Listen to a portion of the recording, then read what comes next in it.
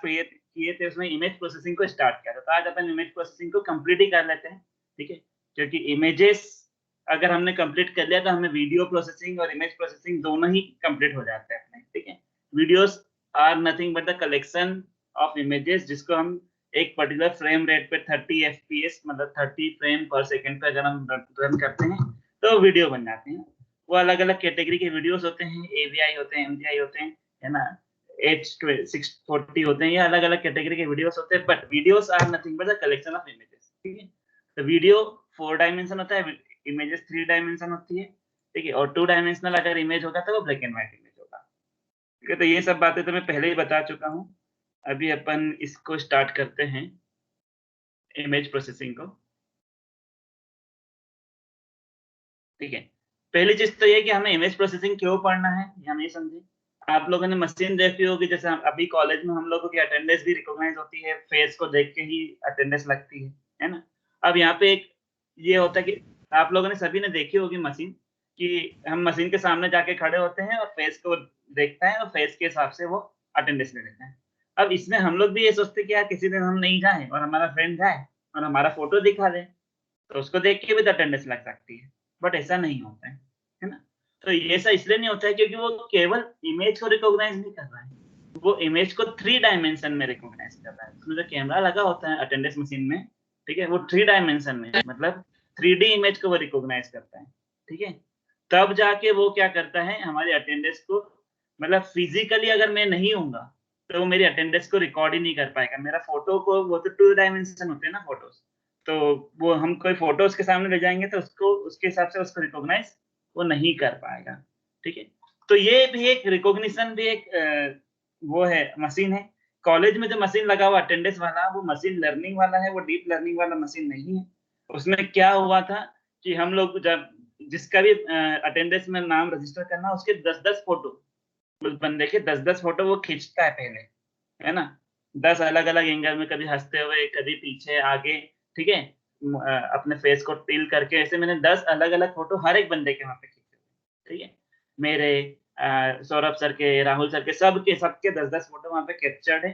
उन सभी में से फिर जब मैं उसके सामने जाके खड़ा होता हूँ, तो वो सभी के साथ में मेरी इमेज करंट इमेज को, है ना? जो मैं आज खड़ा हो गया, तो आज मेरी इमेज को वो रिकॉग्नाइज़ करता है बाकी सबसे और फिर रिकॉग्नाइज़ कर पाता है कि ये कौन है। इसमें भी एक प्रॉब्लम हमेशा आती है कि अगर हम दाढ़ी बना के चले जाते हैं, तो उसमें वो रिकॉग्नाइज़ नहीं कर पाता है। तो ये सब कुछ-कुछ इश्यूज़ आते हैं, बट ये मशीन लर्निंग का एक एग्ज़ाम्पल है, मशीन लर्निंग बेस्ड सिस्टम वैसे होते हैं, ठीक है?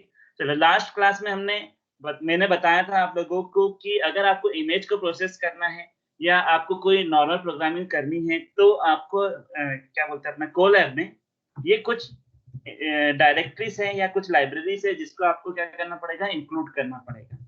तो मैं बता दिया जैसे गूगल डॉट कोलैब जो है इम्पोर्ट फाइल्स मतलब क्या है ये? ये बेसिकली जो पहला वाला है, ये है कि गूगल कोलैब में अगर मुझे कंप्यूटर से फाइल लाना है तो उसके लिए ये होता है, ठीक है?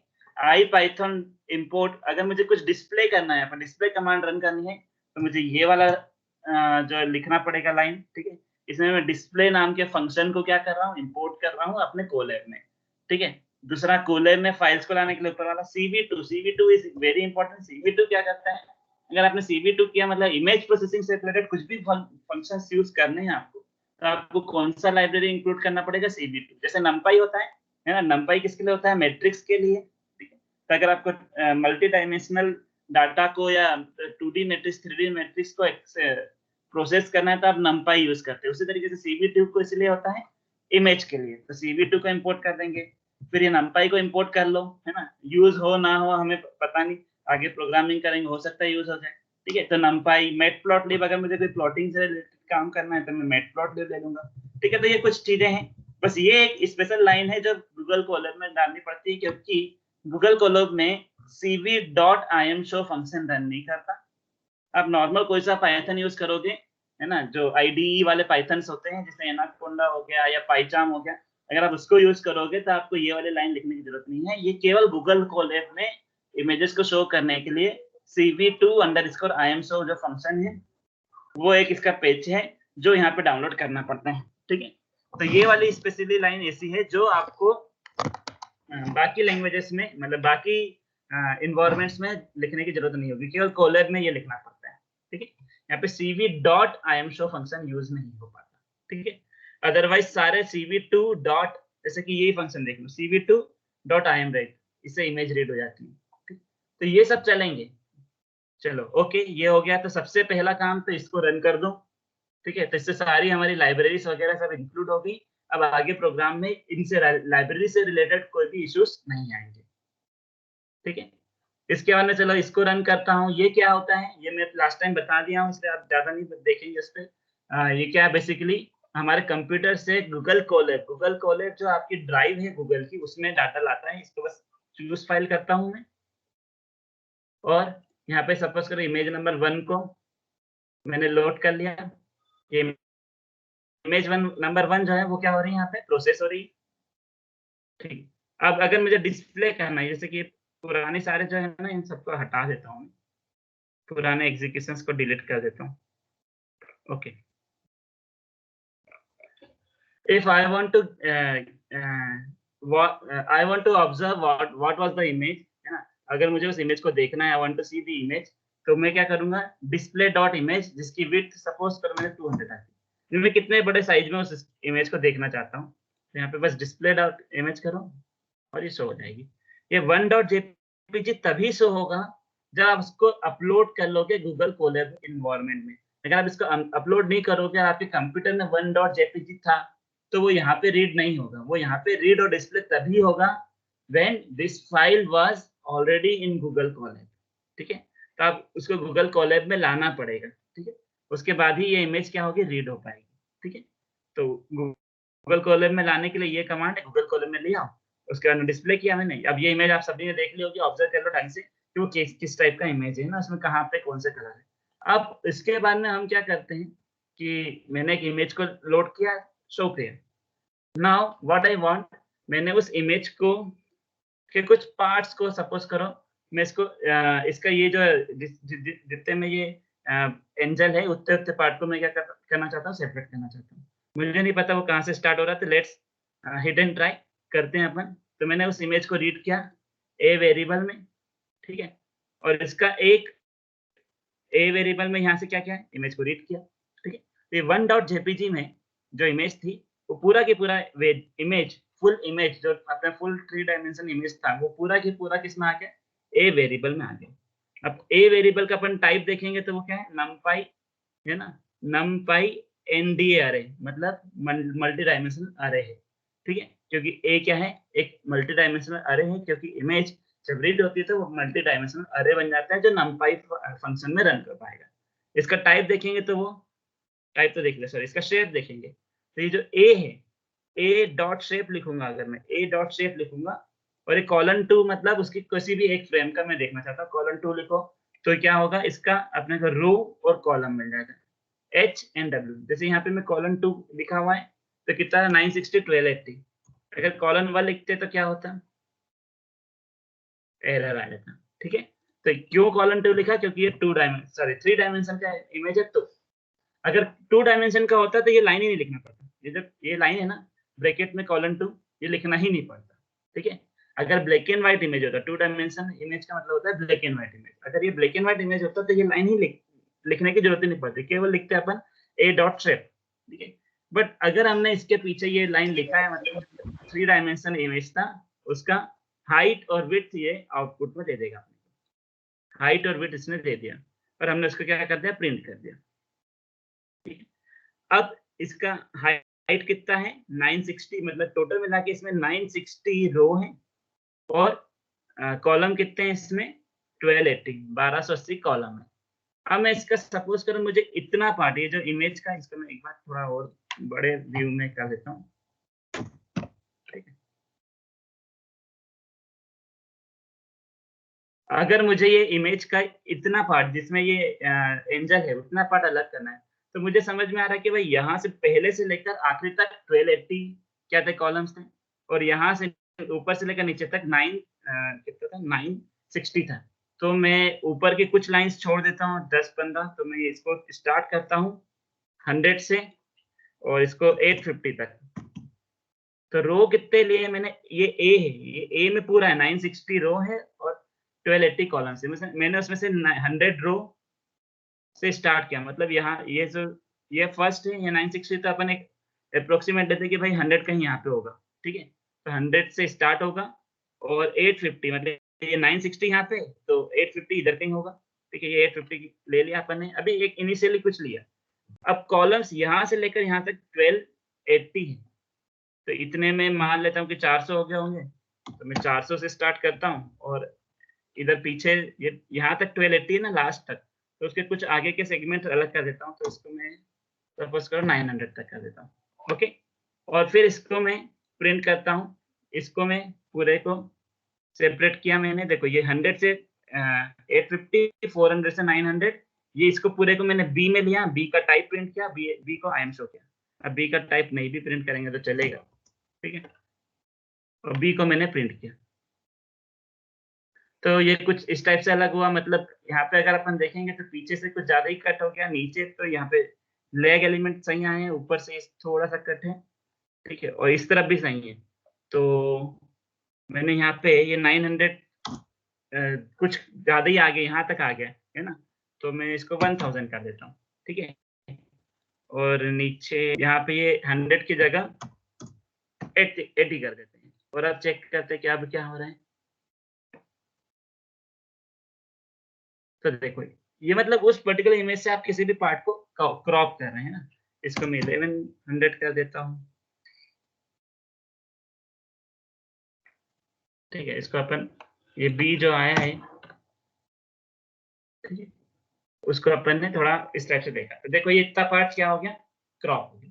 तो you can crop any part, image में से किसी भी पार्ट को क्रॉप कर सकते हो, बस आपको ये देखना है कि कौन से पर्टिकुलर रो से कौन से पर्टिकुलर कॉलम तक आपको सेगमेंट्स करना है, ठीक है। तो ये आई होप कि आपको सभी को समझ में आएगा। तो इस तरीके से आप इमेज का कितना भी बड़ा हिस्सा आप क्या कर सकते हो, क्रॉप कर सकते हो, ठीक है। तो क्रॉपिंग के लिए आपको कोई आई एम क्रॉप करके फंक्शन यहाँ पे मैं सिखा नहीं रहा हूँ, होता है आई एम क्रॉप करके फंक्शन भी होता है, वो भी ऐसे ही कुछ वर्क करता है, बट उसके विदाउट क्रॉपिंग फंक्शन यूज किए आप कैसे क्रॉपिंग करते हो मैं ये बता रहा हूँ, ठीक है। विदाउट क्रॉपिंग फंक्शन यूज किए, क्रॉप भी कर सकते हो, डायरेक्ट फंक्शन भी होता है, बट विदाउट क्रॉपिंग हमें ये इसलिए समझना है कि भाई एक एक पोजीशन, रो एंड कॉलम की पोजीशन हमें समझ में आ जाएगी, इंटरप्रेट हो जाएगी भाई क्या हो रहा है यहाँ पे, ठीक है। चलो, तो ये अपन ने सेगमेंट कर लिया। अब अगला अपने को देखते हैं कि अगर मैंने सपोज करो, ये तो हो गया, और आपने पहला इमेज पूरा ये कंप्लीट वाला इमेज देख लिया, इसको मैं हटा देता हूँ, ठीक है। आप सभी ने ये वाला इमेज ऑब्जर्व कर लिए थे, this was my first image. अब मैं एक और इमेज लेता हूँ कोई सा, ठीक है। सपोज करो मैंने एक और इमेज लिया, इसको रन करता हूँ, ओके। पहले लोड करते हैं ना, एक और इमेज मुझे लेना है, ठीक है।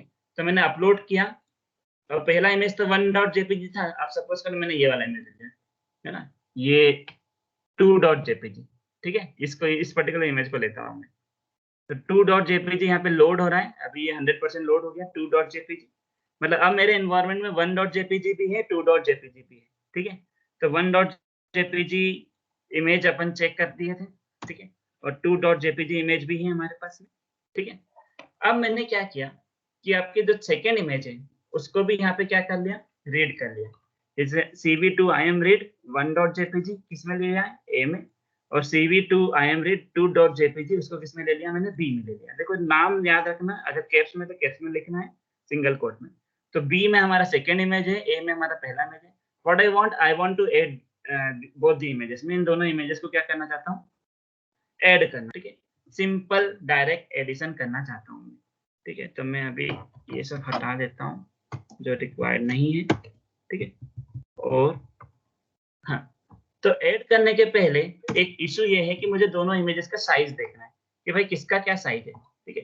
तो मैंने पहली इमेज का साइज देखा किसी वेरिएबल h और w में, ठीक है। कौन सी इमेज है हमारी, पहली a में आई है, तो a डॉट शेप करेंगे तो h और w में अपने को क्या मिलेगा, h में और w में मिलेगा a इमेज का साइज, उसके बाद में h1 और w1 में मुझे मिलेगा b इमेज का साइज, ठीक है। तो पहले मैं चेक कर लेता हूँ कि दोनों के साइज क्या है, ठीक है।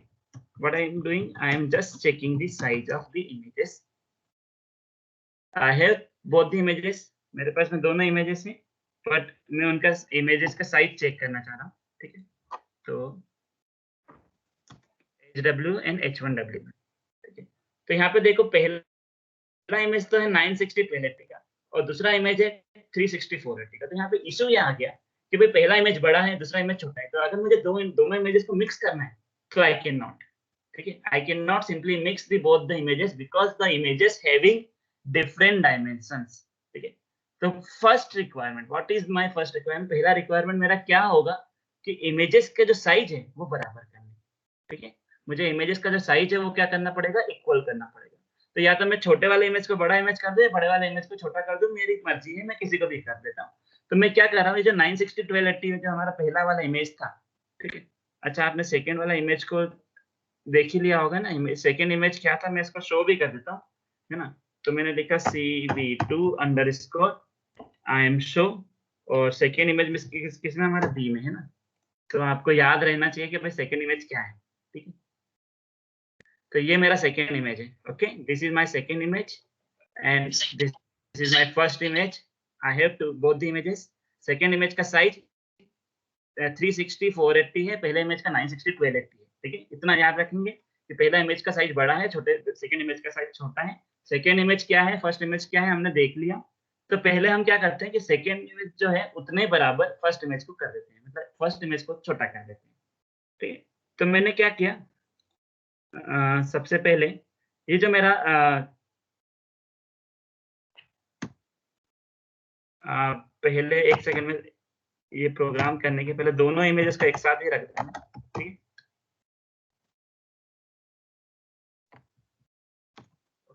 तो मैं क्या करता हूँ, सेकेंड इमेज को जो, सॉरी फर्स्ट इमेज जो है, ये देखो एक फंक्शन है, ये फंक्शन याद रखेंगे सभी, CV2.resize।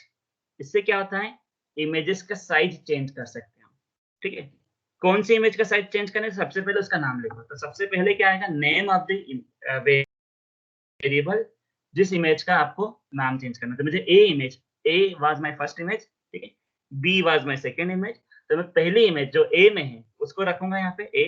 अब उसका साइज कितना करना है, तो कितना करना है भाई, इसका साइज करना है मुझे H1W1 ठीक है। इसका साइज कितना करना है, ये जो आपकी बी इमेज थी, ये बी डॉट शेप से हमें H1 और W1 मिलता है। H1W1 जो सेकेंड इमेज का जितना साइज है उतना साइज का हमें पहली इमेज को करना है, ठीक है। तो यहाँ पे मैं लिखूंगा ये W1 और H1, ठीक। W1 क्या है, बेसिकली W1 और H1 देखेंगे 480 360, ठीक है। तो बेसिकली ये वही है, ये 480 लिखा हुआ है और ये 360 लिखा हुआ ठीक है। तो ये 480 360 साइज पर मैंने क्या किया, पहली इमेज को रीसाइज किया, पहली इमेज को मैंने रीसाइज किया 480 360। 480 360 लिखने से ज्यादा बेटर है कि भाई अपन ने इसको स्टोरी करके रखा है। तो ये 480 जो है is nothing but the width. तो यहाँ पर W1 लिख दो और यहाँ पे ये हाइट है, इसको H1 लिख दो। याद रखना पहले विड्थ फिर हाइट। तो ए इमेज रीसाइज हो जाएगी बी इमेज के साइज पर। और फिर ये एक फंक्शन होता है, ये एक साथ में लिखना पड़ता है, इंटरपोलेटेड, है ना। Interpolation equal to CV2 dot inter area. तो ये क्यों लिखना पड़ता है, इसके लिए आपको जो DSP करके एक सब्जेक्ट होता है जिसमें इमेजेस के बीच में पिक्सेल्स को जब बढ़ाना है या घटाना होता है, घटाने को डेसिमेशन बोलते हैं, बढ़ाने को इंटरपोलेशन बोलते हैं। तो इंटरपोलेशन बस एक वर्ड टर्म है जो यहाँ पे यूज करनी पड़ती है, क्योंकि कभी कभी क्या करते हैं कि कोई छोटी इमेज को जब बड़ा करना होता है तो इमेज पिक्सेल्स ऐड करने पड़ते हैं, ठीक है। तो तब ये काम आता है इंटरपोलेशन क्यों लिखा है ना, इंटर एरिया के इक्वल अपने को इंटरपोलेशन मेथड की कौन सी लगाई है वो यहाँ लिखना पड़ता है। हालांकि यहाँ पे इसका कोई यूज नहीं है, क्योंकि यहाँ पे हम बड़ी इमेज को छोटा इमेज में कन्वर्ट कर रहे हैं। But in the case of when we are performing क्या बोलते हैं, इंटरपोलेशन, ठीक है। मतलब क्या बोलते हैं कि छोटी इमेज को बड़ा इमेज करना, ठीक है। When we are performing interpolation, उसका टेक्निकल टर्म इंटरपोलेशन बोलते हैं, या enhancing the upgrading the image या enhancing the values of the pixels in the image, ठीक है। तब इंटरपोलेशन यूज होता है, ठीक है। तो ये लाइन क्यों लिखी है, कंपलसरी लाइन है, जब भी रिसाइज फंक्शन चलाओगे तो ये लाइन लिखना है, ठीक है। तो ए इमेज चेंज हो जाएगी और किस में चली जाएगी, एन ए में, ठीक एन ए नाम के वेरिएबल में चले जाएगी। ठीक है, तो अब मैंने यहाँ पे ये जो देखा था, यहाँ पे अब मेरे पास में एक ए इमेज है, एक बी इमेज है और एक मेरे पास में एन ए इमेज। तो एन ए इमेज क्या है? Basically N A is nothing but the A image जो रीसाइज हो गया है बी इमेज के साइज पे। चलो चेक करते हैं इसको। तो यहाँ पे मुझे 3 इमेजेस दिखेंगे। तो ये ए इमेज था मेरा पहला वाला, इतना बड़ा था, दिख रहा होगा आपको यहाँ पे क्लियरली 960 1280, ये बहुत बड़ा इमेज है ना, ए इमेज। फिर ये बी इमेज है नीचे वाला, बी इमेज है, और ये ए इमेज है जिसको अपन ने रीसाइज कर दिया बी इमेज के साइज पर। तो ये बी इमेज के साइज पर रीसाइज कर दिया इसको। तो ये हो गया आपका इंटरपोलेशन। ठीक है, सॉरी, ये हो गया आपका रीसाइजिंग। ठीक है, तो ये इमेज बी इमेज और ये an image, an image is the resize version of A image. तो रिसाइजिंग कैसे होती है आपको समझ में आ गई होगी। चलो, तो ये इमेजेस शो, ये फंक्शन आपको समझ में आ गया होगा। इमेजेस आप सभी ने देख ली होगी, तब इन सबको हटा देता हूँ मैं।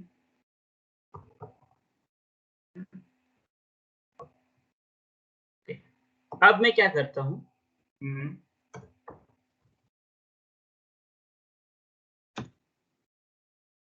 अब क्योंकि दोनों इमेजेस का साइज इक्वल है, एन ए और बी, दोनों का साइज इक्वल है, तो मैंने दोनों को सिंपल ऐड कर दिया। What I am doing, I am simply adding both the images, और उन दोनों को ऐड किया, एन ए में बी को ऐड किया और डी में डाल दिया। ऐसा कर सकते हैं क्या? बिल्कुल कर सकते हैं। अगर दो इमेजेस बेसिकली क्या होते हैं, मैट्रिक्स होते हैं ना, जब रीड हो जाते हैं ए और बी वेरिएबल में, तो ए और B are nothing but the matrix, जो आपका क्या बोलते हैं इसको, नमपाई मैट्रिक्स होते हैं, मल्टी डायमेंशनल। ठीक है, तो हम मैट्रिक्स को सिंपल ऐड कर सकते हैं कब, जब दोनों के साइज बराबर है। तो यहाँ पे साइज इक्वल किए और दोनों को सिंपल हमने ऐड कर दिया और डी वेरिएबल में डाल दिया। अब जो डी वेरिएबल में आया is the combination of both the images. Let's see कि डी में क्या दिखेगा। ठीक है, तो हम ये देखते हैं, रन करते हैं। सिंपल एडिशन से क्या, ये this was my first image, this is my second और दिस इज द एडिशन। जब दोनों इमेजेस को हमने ऐड किया तो देखो यहाँ पे दिख रहा होगा, इसमें पहला इमेज भी है और दूसरा इमेज भी है और दोनों मिक्स हो गया। ठीक है, तो दिस इज द आउटकम। जब दो डिफरेंट इमेजेस को हम ऐड करते हैं तो उनके कलर्स जो है वो आपस में ऐड होके इस टाइप से कुछ बनाते हैं। ठीक है, तो this is what mixing, image mixing. ठीक है, तो this is what image mixing. Image mixing कुछ नहीं है, बस सिंपल एडिशन है। चलो, अब मैं आप इमेजेस को कॉन्केट करके बताता हूँ। कॉन्केट करने का मतलब है कि एक दूसरे के आजू बाजू में रखना। इमेजेस को कॉन्केट कैसे करते हो, तो आप बस सपोज करो कि मुझे हॉरिजॉन्टली कॉन्केट करना। हॉरिजॉन्टली कॉन्केट करना मतलब एक के बाजू में एक रखना है। ठीक है, what I want to concat both the images. ठीक है, तो मिक्सिंग पे आप समझ ही गए होंगे, तो आप इसको फिर से कमेंट कर देता हूँ। हमारे पास में बी इमेज है, एक ए इमेज है जो रिसाइज होके एन ए में आ गई है, तो हमारे पास बी इमेज है, एन ए इमेज है। What I am doing, both the images horizontally। तो H का मतलब है हॉरिजॉन्टल कॉन्केट, तो ये कॉन्केट लिखा हुआ है ना। और Na और B, पहली इमेज कौन सी अपनी Na है, दूसरी इमेज B है, उसको हॉरिजॉन्टली कॉन्केट करके E वेरिएबल में डाल देते हैं। ये फंक्शन है कॉन्केटिनेशन के लिए, देखो। और उसके बाद में आंसर किस में आ जाएगा, E में। इमेजेस कॉन्केट होके E में आ जाएगी। चेक करते हैं कैसे कॉन्केट होता है, देख लेते हैं। तो मेरा पहला इमेज ये सॉरी, ये Na इमेज, ये B इमेज और एक कॉन्केट इमेज, तो ये इसके बाजू में ये इमेज आ गया। ठीक है, अभी मैं ए और बी इमेज को यहाँ से शो करना बंद कर देता हूँ। दोनों इमेजेस को मैंने शो करना यहाँ पे बंद कर दिया। ठीक, तो देखो ये एक इमेज और ये दूसरा इमेज इसके बाजू में आ गया। ठीक, तो इस तरीके से आप दो इमेजेस को हॉरिजॉन्टली कॉन्केट कर सकते हो। ठीक है, वर्टिकली कॉन्केट भी कर सकते हैं। वर्टिकली के लिए क्या लिखना है, एच की जगह क्या लिख देंगे अपन, वी कॉन्केट। एच की जगह पे क्या लिख देंगे हम, वी कॉन्केट लिख देंगे और अब शो करेंगे तो ये वर्टिकली कॉन्केट हो जाएगा। ठीक है, तो ये ऊपर और नीचे हो जाएगा। आप इनकी पोजीशन भी चेंज कर सकते हैं। यहाँ पे मैं बी लिख देता हूँ, यहाँ पे ए लिख देता हूँ, तो सॉरी ए नहीं, एन ए लिखना पड़ेगा। तो ये किस तरीके से वर्टिकली कॉन्केट हो जाएगा, ऊपर नीचे हो जाएगा। पोजीशन आप चेंज कर सकते हो। आप और क्या कर सकते हो, आप मल्टीपल कॉन्केटिनेट भी कर सकते हो हॉरिजॉन्टली में। है ना, ये जैसे H कॉन्केट लिखा है, ठीक है, और मैंने B लिखा, Na लिखा, फिर B लिखा, फिर Na लिखा, तो ये 4 इमेजेस कॉन्केट हो जाएगी हॉरिजॉन्टली। ये देखो इस तरीके से चारों कॉन्केट हो गया। अगर मुझे लगता है कि यार इमेजेस का साइज ज्यादा बड़ा है, थोड़ा छोटा करता हूँ, ठीक है, तो मैं यहाँ पे जो B इमेज था उसकी जगह पे एक NB नाम का बनाता हूँ, ठीक है, और इमेजेस के साइज दोनों ही इक्वल, तो मैं लिखता हूँ ये Na में मेरा इमेज छोटा हो ही रहा था, NB में भी छोटा कर देता हूँ, ठीक है, और दोनों का डायमेंशन में कर देता हूँ 100 100, ठीक है, 100।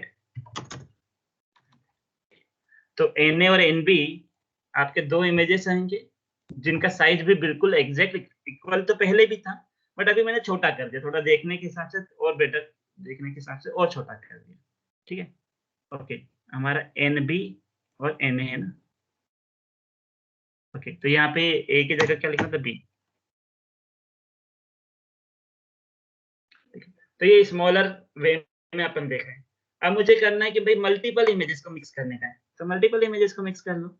ये हॉरिजॉन्टल कॉन्केट हो रहा था, इसके आगे मैंने ब्रैकेट लगाया, ये 4 इमेज थी जो हॉरिजॉन्टली कॉन्केट हो रही थी, कॉमा लगाया, और फिर से मैंने इसको पूरे को एक अलग से डाल दिया, और NB की जगह Na, Na की जगह NB, NB की जगह Na, और Na की जगह NB। मतलब जो ऊपर था NB Na, NB Na, उसके बाजू में, ठीक है, Na NB, Na NB, ठीक है, और इसको इन दोनों को मैंने, ये हॉरिजॉन्टली हो रहा था, तो मैं लिख देता हूँ CV2 dot V concat. V concat से क्या होगा, ये वर्टिकल कॉन्केट हो जाएंगे, हॉरिजॉन्टल की जगह कैसे हो जाएंगे, वर्टिकल कॉन्केट हो जाएंगे, ठीक है। तो when you want to concat the images vertically, ठीक है, तो आप क्या लिखते हो, V कॉन्केट लिखते हो, जब हॉरिजॉन्टल करना है तो H कॉन्केट लिखते हो, तो H कॉन्केट में ये हॉरिजॉन्टली कॉन्केट हो रहा था, V कॉन्केट लिखे, तो अभी शो करते हैं, तो ये कुछ इस तरीके से दिखने लगेगा, ठीक है। तो ये जो कोलाज वगैरह इमेजेस होती है वो बेसिकली पाइथन में जब स्क्रिप्टिंग करनी तो उसके लिए बस डायमेंशंस को अपने को कंट्रोल करना है, ठीक है। तो ये इमेजेस को आप क्रॉप कर सकते हो, स्मॉल कर सकते हो, बिग कर सकते हो, ठीक है, साइज छोटा बड़ा कर सकते हो।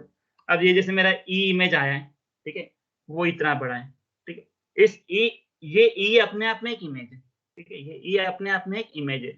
इस पर्टिकुलर इमेज के भी आप कितने भी पार्ट बना सकते हो, ठीक है, इसके भी पार्ट बना सकते हो, इसको भी बड़ा छोटा कर सकते हो, रिसाइज इसका भी चेंजिंग कर सकते हैं, ठीक है।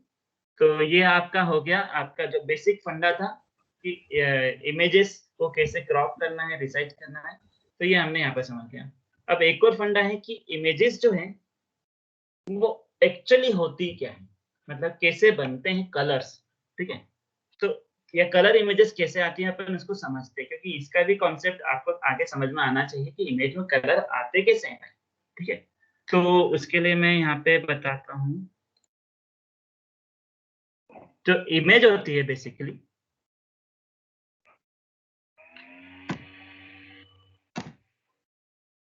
जो इमेज होती है उसमें 3 चीजें होती है। इमेज जो है हैव 3 फ्रेम, उसमें 3 फ्रेम होती है। जो 3 फ्रेम होती है वो किस टाइप से होती है,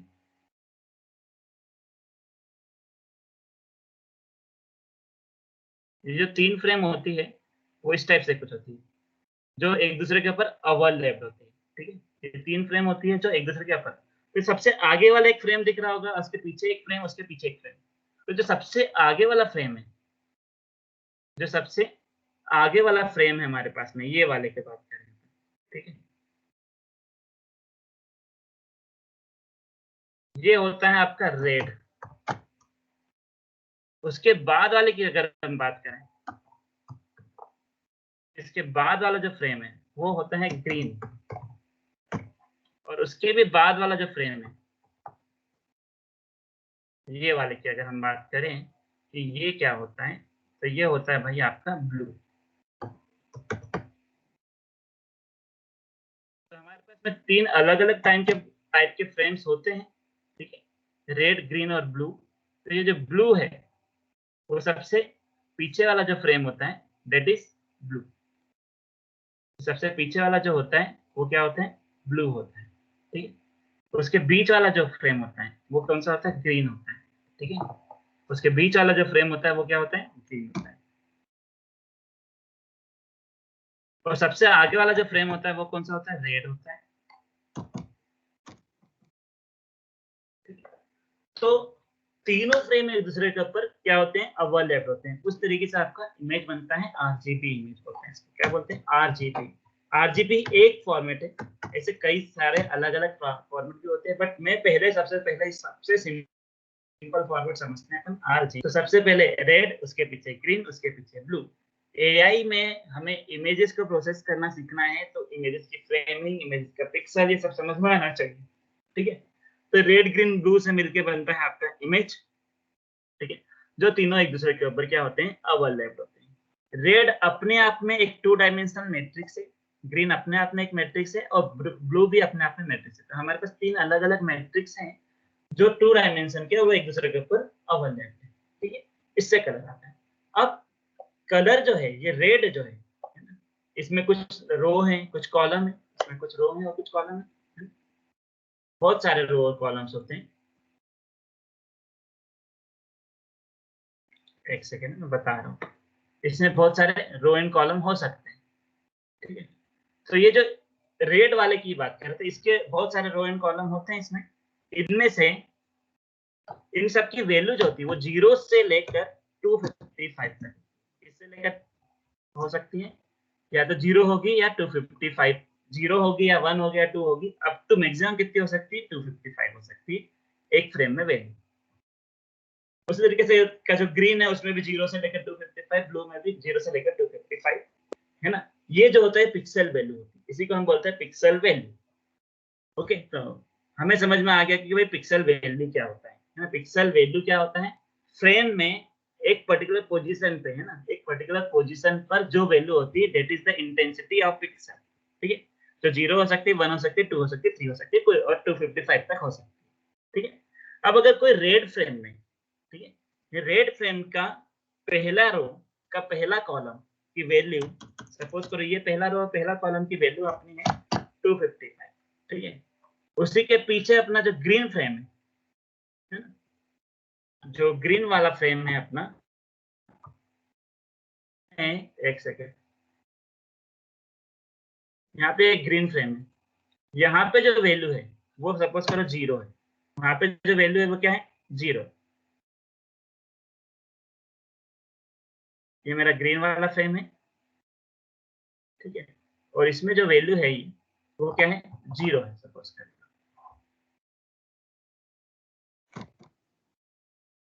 तो ग्रीन वाले फ्रेम में वैल्यू 0 है,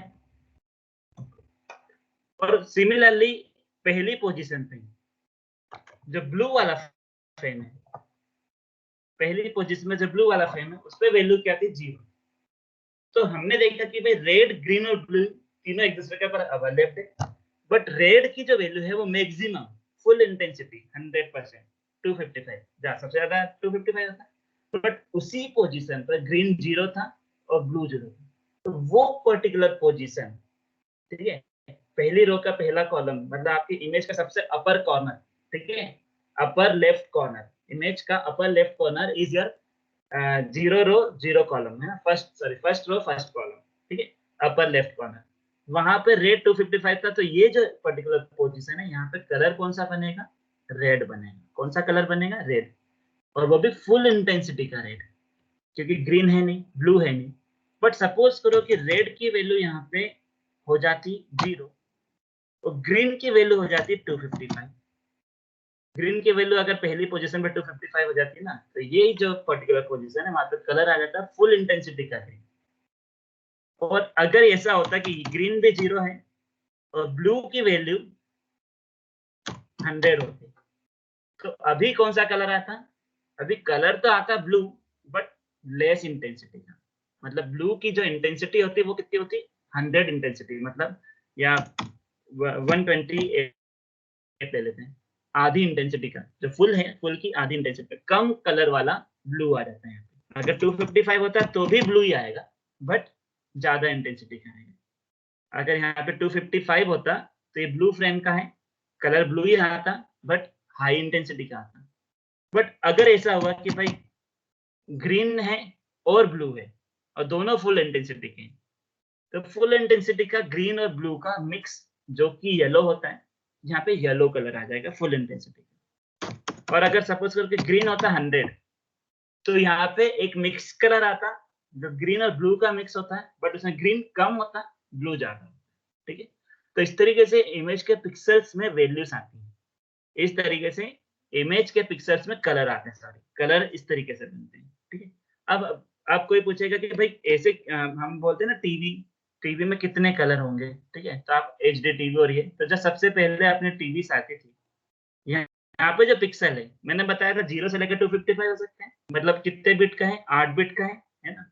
255 0 से लेकर 255 मतलब 256 वैल्यूज, इसमें रेड की इंटेंसिटी आ सकती है, इनटू ब्लू की भी 256 आ सकती है, और आपका येलो की भी कितनी आ सकती है, 256 इंटेंसिटी। सॉरी, रेड ग्रीन और ब्लू तीनों की 256 आ सकती है। मतलब देखो, अगर इसको भी देखेंगे तो 1 2 3 4 5 6 7 8, ठीक है, कितना हो गया, 16 लाख, सॉरी 1,67,77,216 कलर्स।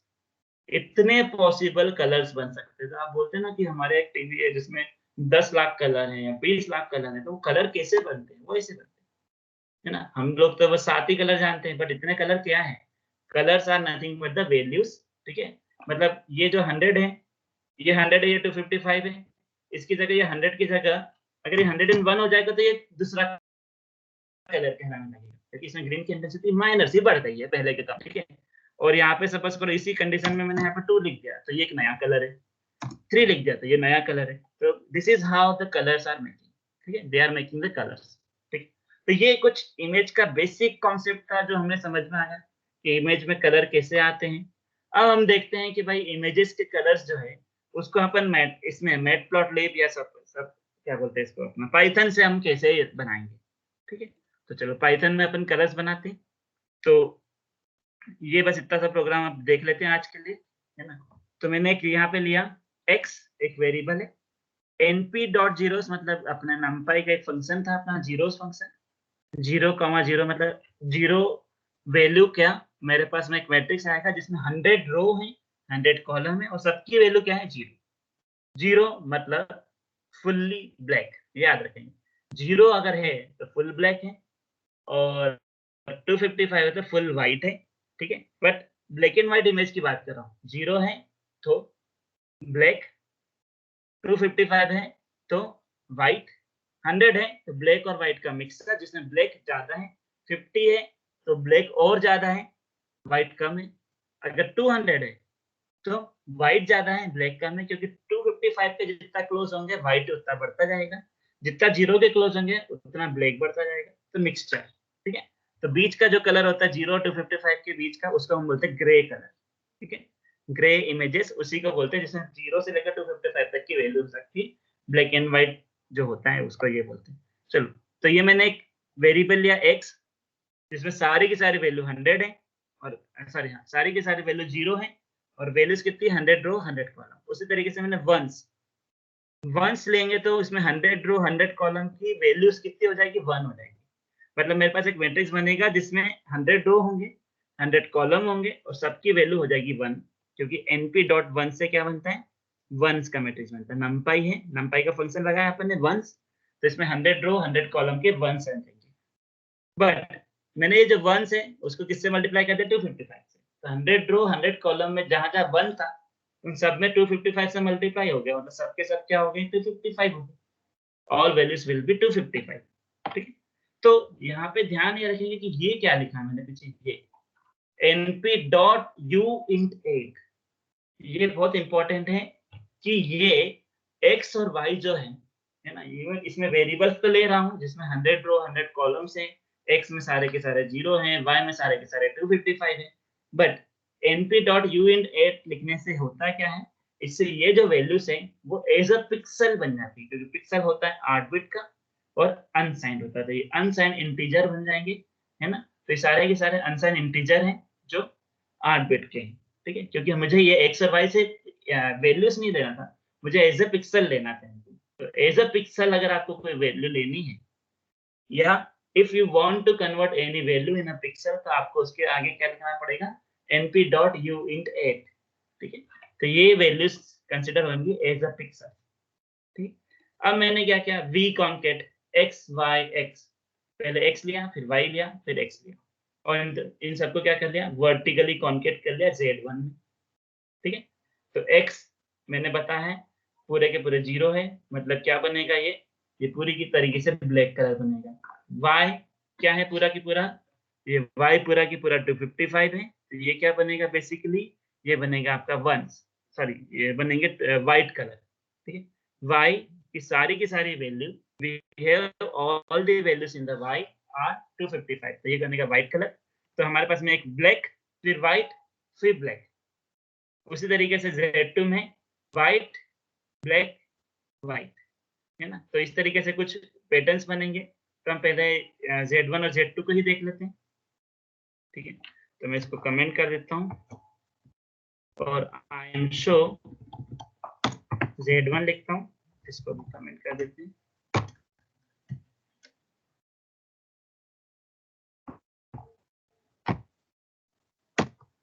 और आई एम शो Z2 भी लिखते हैं। तो Z1 और Z2 देख लेते हैं, और बीच में मैं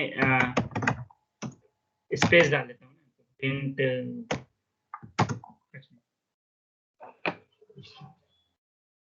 तो देखो, ये इस तरीके से आपका एक्स वाई एक्स बना और वर्टिकल बना, ये देखो एक्स वाई एक्स वर्टिकल, और ये इसके नीचे वाला वही है एक्स वाई। तो इस तरीके से आता है, इसको मैं वी कॉन्केट के हर एज कॉन्केट में दिखाता हूँ, तो ज्यादा बेटर देखिए।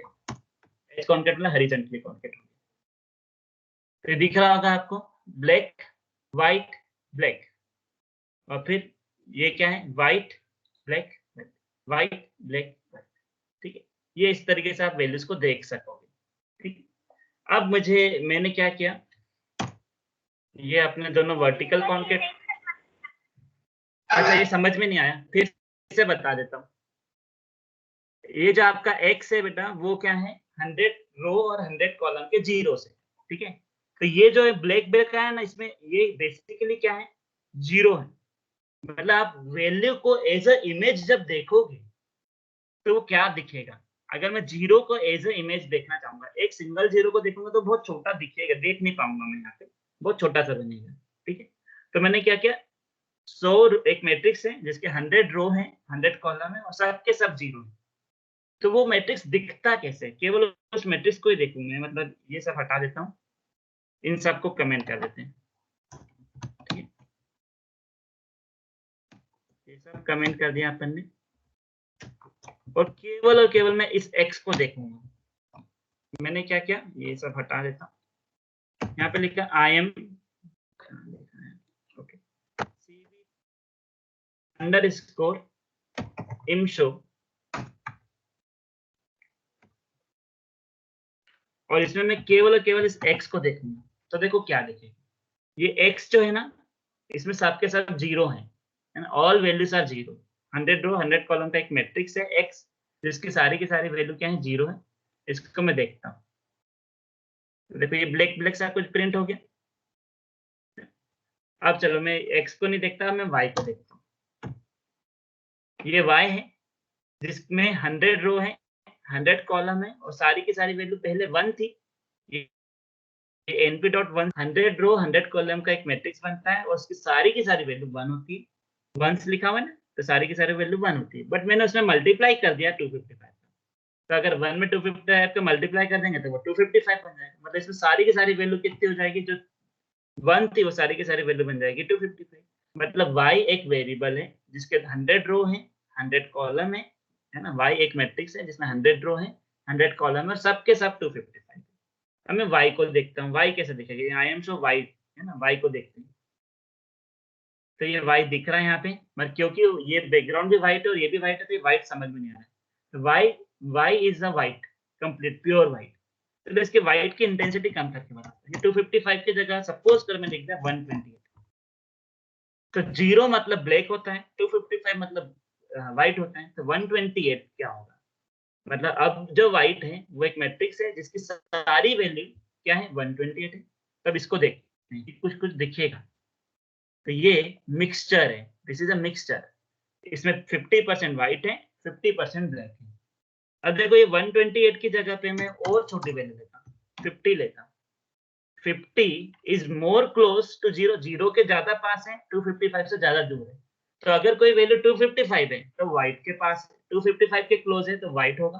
कोई वैल्यू 0 के क्लोज है तो वो ब्लैक होगा। 50 देखो, 50 में ये और तरफ ब्लैक हो जाएगा। देखो ज्यादा ब्लैक हो गया है ना, इट इज मोर ब्लैक। अगर मैं इसको सपोज करो 200 कर देता हूँ तो ये व्हाइट के ज्यादा क्लोज हो जाएगा, ये व्हाइट ज्यादा दिखेगा। ये देखो ज्यादा व्हाइट हो गया, ठीक है। तो बेसिकली हम यहाँ पे क्या देख रहे हैं कि व्हाइट और ब्लैक कैसे इंटरप्रेट करोगे, ठीक है? और 255 ले लोगे तो 100% व्हाइट हो जाएगा, इतना व्हाइट हो जाएगा कि समझ में ही नहीं आएगा कि यहाँ पे बना भी है। यहाँ पे बनता है पर दिखेगा नहीं क्योंकि प्योर व्हाइट है, ठीक है। अब मैंने क्या किया, ये जो एक्स और वाई है ना, उन दोनों को एक दूसरे के आजू बाजू हॉरिजॉन्टली कॉन्केट कर दिया। एक्स ब्लैक था, वाई व्हाइट था, और ये एक्स फिर से ब्लैक है, तो ब्लैक फिर व्हाइट फिर ब्लैक, ये हो गया। और इन दोनों का आपस में रन करेंगे। और सॉरी, किसको डिस्प्ले करना था? Z1 को ना, ये Z1 में मैंने x के बाजू में y रखा, y के बाजू में x रखा। मुझे पता है कि x प्योर ब्लैक है, y प्योर व्हाइट है, x प्योर ब्लैक है, तो मुझे मिलेगा black white black,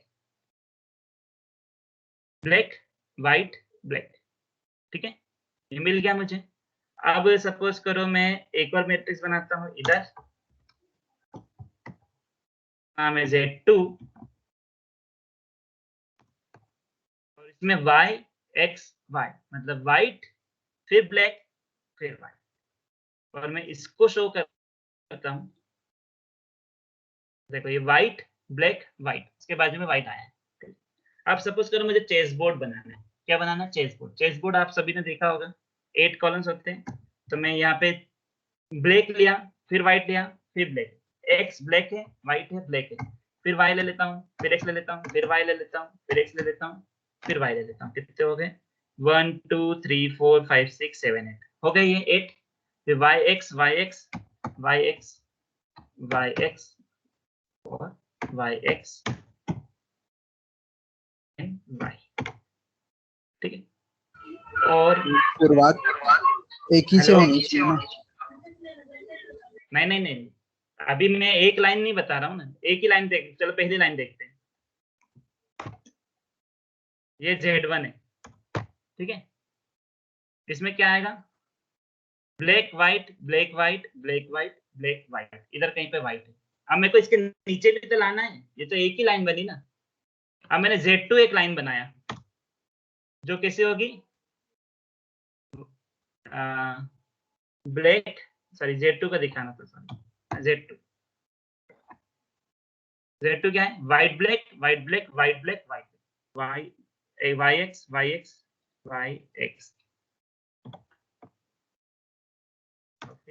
Y x, ठीक है। ये Z2 कुछ इस टाइप से बना, white black white black white black white. अब देखो मैं क्या करता हूँ, Z1 और Z2 को एक दूसरे के नीचे वर्टिकल कॉन्केट कर देता हूँ। ये मैंने इन दोनों को वी कॉन्केट कर दिया, Z1 के नीचे Z2, है ना। तो Z1 था, क्या था आपका? ब्लैक व्हाइट था, और Z2 था व्हाइट ब्लैक व्हाइट ब्लैक था। इन दोनों को एक दूसरे के नीचे कर देते हैं, और इसको मैं शो करता हूँ, आई एम शो Z3, और अब देखते हैं कि क्या बनता है। तो ये बन गया। अब ऐसे कितने करने हैं मुझे? 8 करने हैं। तो Z1 Z2 कर रहे हैं। ये Z1 क्या है? Black white black white black white black white. Z2 क्या है?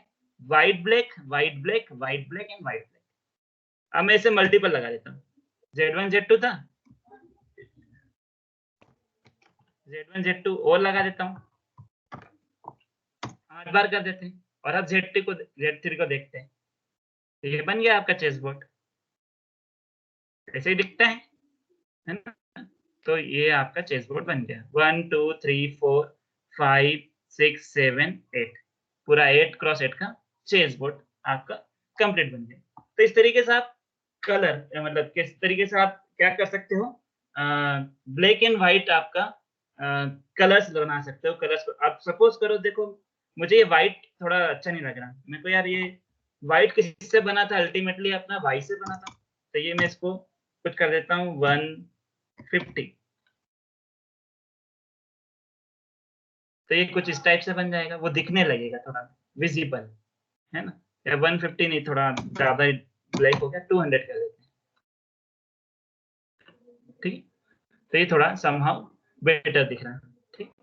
तो इस this is how you can develop your colors and you can make your images using your क्या बोलते हैं CV2, ठीक है। तो CV2 में इस तरीके से इमेज प्रोसेस कर सकते हैं। पिक्सल कैसे बना हम ये समझते हैं। अब मुझे ये देखना कि नहीं यार, मुझे तो कलर भी चाहिए। मतलब अभी तो हम ब्लैक एंड व्हाइट या ग्रे में जा पा रहे हैं, ग्रे मतलब ब्लैक और व्हाइट का मिक्स, पर मुझे रेड ग्रीन ब्लू भी चाहिए। तो मैंने बताया था कि भाई रेड ग्रीन ब्लू बनाने के लिए तो मैं अभी समझाया आपको कि हमें तो 3 फ्रेम चाहिए होंगे, ये तभी 2 डायमेंशन में ही काम हो रहा है। तो हम क्या करते हैं, इनको भी आपस में मिक्स कर देते हैं, ठीक है। तो अगला जो मेरा है, इसमें अपन इनकी भी मिक्सिंग सीखते हैं। देखो कोई कठिन नहीं है, बहुत सिंपल है। यहाँ पे मैंने एक्स लिया जो 100x100 की क्या वैल्यू है, 0 से अब भी सीखा था वही है, ठीक है। और मैंने एक वाई लिया जो 100x100 का वंश था, उसमें 255 का मल्टीप्लाई करना प्योर व्हाइट, ठीक है। तो y is your pure white, x is your pure black.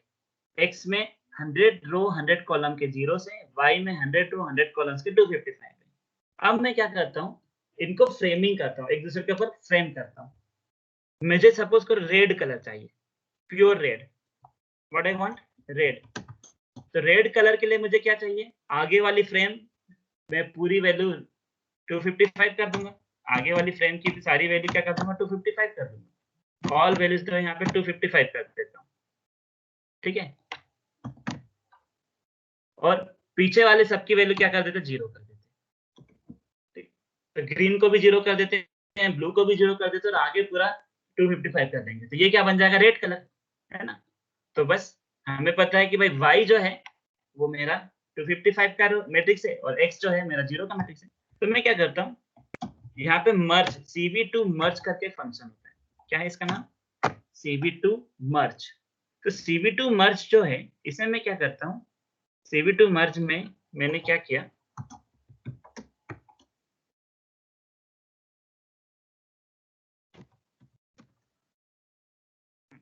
CV2 merge, CV2 dot मर्ज, मर्ज क्या करता है, फ्रेम्स को एक दूसरे के ऊपर मर्ज करता है, ओवरलैप कर, ठीक है।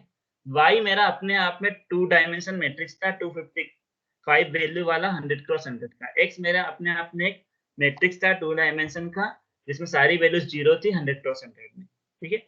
मैंने y आगे लिखा, उसके पीछे x, उसके पीछे x, ठीक है। तो सबसे आगे वाला बताता है रेड ग्रीन। तो रेड फ्रेम की सारी वैल्यू 255 है, ग्रीन की सारी वैल्यू क्या है, 0 है, और ब्लू की भी सारी वैल्यू क्या है, 0, x तो 0 था, ठीक। अब मैं Z1 को शो कर देता हूँ, ठीक है। तो कौन सा कलर आएगा, रेड कलर आ जाएगा। ओ कुछ गड़बड़ हो गया, ब्लू कलर आ गया। y 255 है, ओके। ये इसमें रिवर्स चलता है ना भाई, x इधर रखना है, y इधर रखना है। सबसे पहले blue red, sorry blue green red, ऐसा है, ठीक है। ये है रेड के लिए, ये ग्रीन के लिए, और ये ब्लू के लिए, ठीक है। तो देखो ब्लू के पोजीशन पे 0 है, ग्रीन की पोजीशन पे 0 है, और उसके पीछे क्या है आपका रेड, रेड की पोजीशन पे 255 है। y वाज द 255 वैल्यू ना, 255 का मैट्रिक्स था, x 0 का मैट्रिक्स था। अगर मुझे ब्लू कलर चाहिए तो मैं यहाँ पे कर देता हूँ, तो इधर x कर देता हूँ, तो it will be a blue value. अगर मुझे ग्रीन चाहिए तो मैं y को किधर कर दूंगा, बीच में कर दूंगा, है ना, मुझे ग्रीन वैल्यू मिल जाएगा, ठीक है। तो मैं इस तरीके से कलर बनाता हूँ। अब मुझे मिक्सर चाहिए, मुझे रेड और ग्रीन का मिक्स देखते हैं, रेड और ग्रीन का। रेड में क्या था, पूरी वैल्यू y रख दी, रेड की पोजीशन पे सबकी जगह पे y फिट कर दिया। y क्या है, 255 फुल इंटेंसिटी, मतलब आपका ये जो रेड है उसमें 255, और ग्रीन वाली सारी वैल्यूज भी 255, ब्लू वाली सारी वैल्यू 0। इसको करके देखते हैं, तो इसको करके देखते हैं, तो येलो बन गया। हमें पता चल गया कि भाई रेड में फुल इंटेंसिटी के रेड में फुल इंटेंसिटी के ग्रीन को मिलाएंगे तो फुल इंटेंसिटी का येलो बनेगा, ठीक है। और अगर तीनों को मिलाओगे तो रेड ग्रीन ब्लू सबको मिलाओगे तो व्हाइट कलर बन जाता है, ठीक है। इसमें कौन सा कलर बनता देख लो, ये ब्लू और रेड का मिक्सचर पिंक बनता है। तो इस तरीके से आप कलर बना सकते हो, कितने भी पैटर्न बना सकते हो आप, इंटेंसिटी चेंज कर सकते हो, है ना। अभी तो 255 की इंटेंसिटी वाला था, मैं इंटेंसिटी इसको सपोज करो 130 कर देता हूँ, उसमें देखो ये कलर क्या बन रहा है, ये कुछ इस टाइप का कलर बन जाएगा, ठीक है। तो you can change the colours, you can make any type of images with the help of this commands. तो आपको ये cv2.merge कमांड अच्छे से समझ में आनी चाहिए कि ये कर क्या है, ये इमेजेस को मिक्सिंग कर रहे हैं। अब हमें इमेजेस को अलग करते भी बनना चाहिए कि जब हम इमेज को प्रोसेस करने जाते हैं तो इमेज को इनपुट करने के बाद में उनको सेपरेट भी कर सके, उसके सेगमेंट्स अलग निकाल सके, उसका कोई एक पर्टिकुलर पिक्सल तक को हम अलग एक्सेस करके उसमें कुछ कंट्रोलिंग कर सकें, ठीक है। तो ये सारा कुछ आएगा, यूज होता है आपका किसमें, इमेज प्रोसेसिंग में, ठीक है। ये सब कुछ इमेज प्रोसेसिंग में यूज होता है, ठीक। फिर वर्टिकल कॉन्केटिनेशन तो मैं बता ही दिया हूँ, कॉन्केटिनेशन क्या करता है, ठीक। तो ये कॉन्केटिनेशन भी आप कर सकते हो।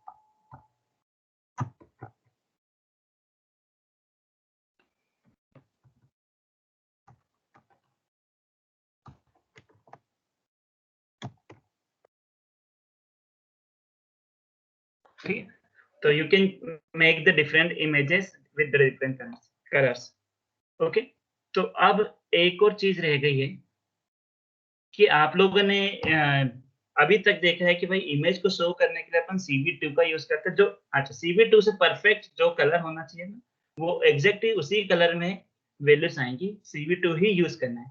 बट अगर किसी ने इमेजेस को शो करने के लिए PLT मतलब आपका मैटप्लॉटलिब, देखो हमने सबसे ऊपर जो लिया था इंपोर्ट मैटप्लॉटलिब एज PLT, है ना। तो PLT मतलब मैटप्लॉटलिब की लाइब्रेरी को कॉल करने के लिए यहाँ पे क्लास है, ऑब्जेक्ट है, तो PLT के थ्रू भी हम इमेज को शो कर सकते हैं, मतलब इसी इमेज को, है ना।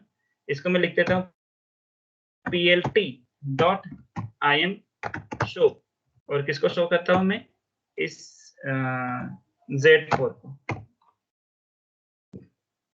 ठीक है। और ये IM शो मतलब उससे CV2 से कैसा दिखता है और इसमें कैसा दिखेगा, ये देखो।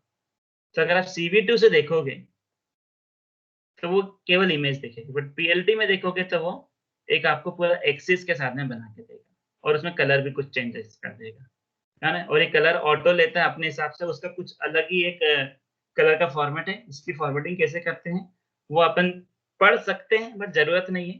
बट आपको ये पता होना चाहिए कि भाई PLT के थ्रू भी आप क्या कर सकते हो, इमेजेस को शो कर सकते हो।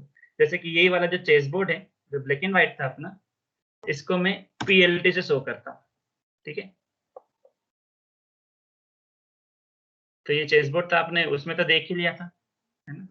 ये आपका CV2 से दिखेगा और PLT में कुछ इस टाइप से दिखेगा।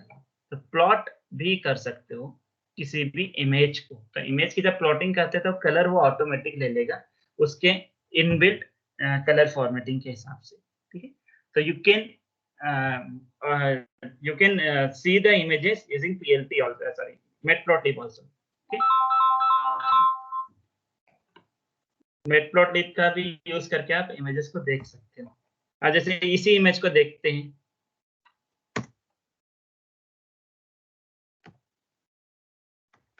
PLT.im शो होता है,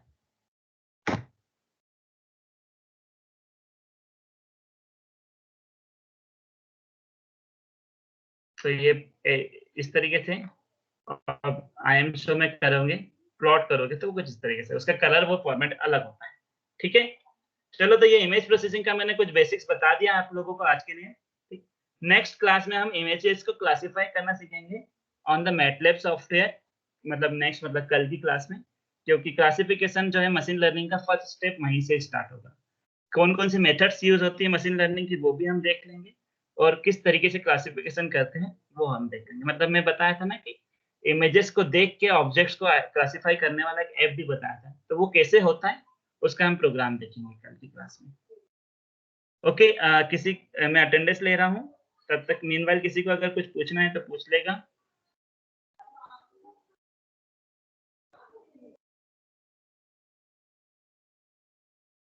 सर मैटलैब जैसे लाइसेंस मांगता है नहीं, मैटलैब तो में मेरे पास में अवेलेबल है, किसी को भी डाउनलोड करना है तो मैं अपने Yes. डिपार्टमेंट में छोड़ के जाऊंगा, ठीक है। इसी डिपार्टमेंट में मेरे पास में लैपटॉप में फ्री वो लाइसेंस नहीं है, फ्री भी लाइसेंस ही है, पर उसका क्रैक वर्जन मेरे पास रखा है और हमारे कॉलेज में परचेज भी किया मैटलैब 2018 वाला, ठीक है। तो क्रैक Yes, वर्जन sir. मेरे पास रखा है। लाइसेंस वर्जन भी अपने कॉलेज में, अगर आप कॉलेज में बैठ के करोगे तो लाइसेंस वर्जन पे यूज कर लेना। सबसे एडवांस 2019 वाला लाइसेंस वर्जन प्रोक्योर किया है। मैटलैब बहुत स्ट्रांग है, उसमें मशीन लर्निंग के बहुत सारे इनबिल्ट प्रोग्राम्स पहले से हैं, और MATLAB is somehow simple as compare to your Python, ठीक है। थोड़ा सिंपल है, मतलब मैं क्या चाहता हूँ कि भाई आप मैटलैब पे भी देख लो, तो कुछ बड़ी बड़ी एप्लीकेशन आप मैटलैब पे बना लो, फिर उसके बाद में मैटलैब को अपन पाइथन में कन्वर्ट कर लेंगे, ये कर सकते हैं, ठीक है। ओके, मैं रिकॉर्डिंग स्टॉप कर देता हूँ।